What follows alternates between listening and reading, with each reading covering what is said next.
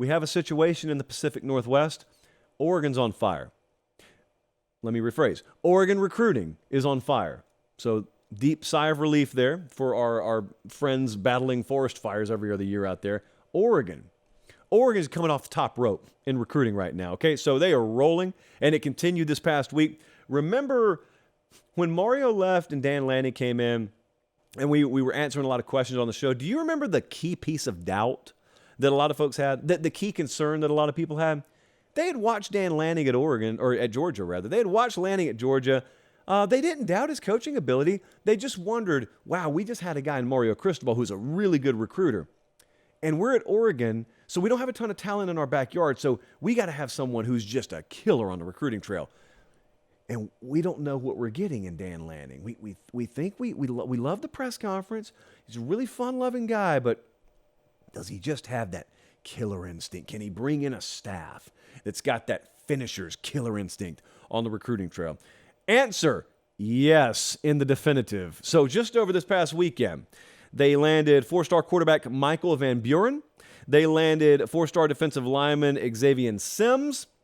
I have a strong feeling this will continue Monday when Dylan Gresham makes his decision. That's a high four-star wide receiver. Oregon currently sits at number 6 in the 24/7 Sports team recruiting rankings for 2024. The next closest Pac-12 team is Colorado, and they're at 34. Oregon has more 4- and 5-star committed players right now than the rest of the Pac-12 combined.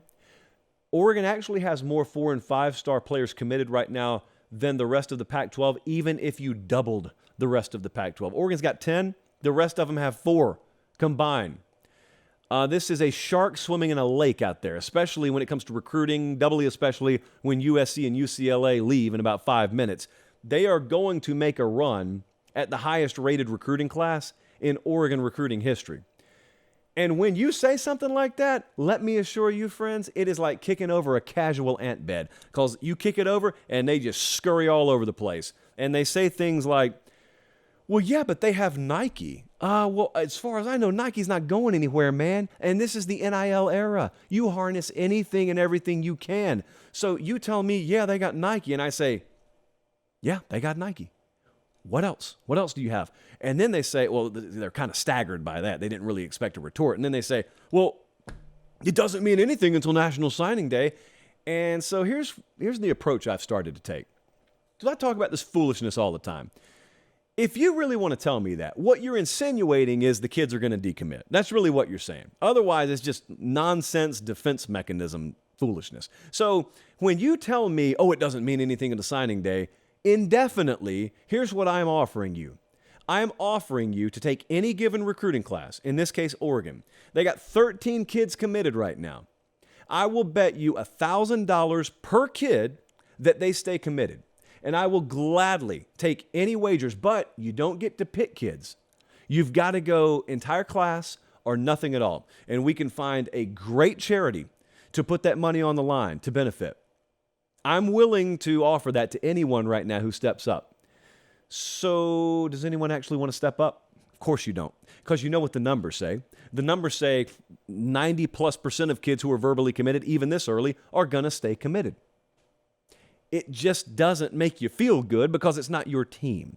Oregon, by the way, if they stay in the Pac-12 long term, that is a total shark in a lake. If they go to the Big Ten, and those are just rumors, if they go to the Big Ten, I don't think people realize this. The day they stepped in the Big Ten, they would be one of the premier national recruiting brands in that conference. There would only be one, maybe one, in Ohio State that touches them in terms of national recruiting presence. Now, in fairness, Oregon has to be that, whereas you don't have to be that the further east you get. I told you they got 13 kids verbally committed right now, probably about to be 14 tomorrow. Do you know out of those 13 kids, they've got Maryland, California, Texas, Pennsylvania, Oklahoma, Washington, Arizona, Missouri, and Oregon represented. Just out of 13, they got 2, 4, 6, 8, 9 different states represented. That's how you recruit nationally. And they've harnessed everything up there and then some to do it. So I am telling you that to tell you I know there's doubt.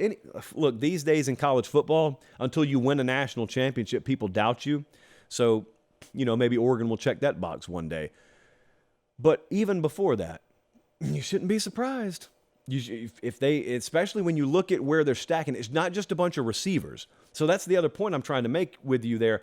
In the portal and in recruiting, yeah, they got a quarterback yesterday, and yeah, they get their fair share of offensive players.